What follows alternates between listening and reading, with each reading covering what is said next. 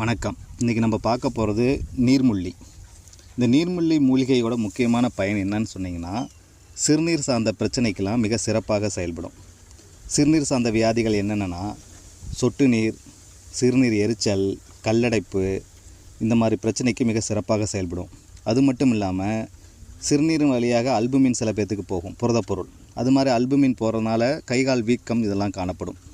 அந்த மாதிரி கண்டிஷனுக்கு இது மிக சிறப்பாக செயல்படும்.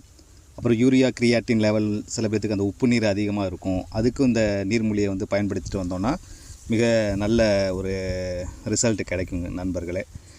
இந்த சிறுநீர் பெருக்கி செய்கை உள்ள இந்த நீர்முள்ளி கீரையை நம்ம நீர்முள்ளி குடிநீரில் சேர்ப்போம். அதுக்காக தான் இப்போ நம்ம இதை சேகரிக்க வந்திருக்கோம்.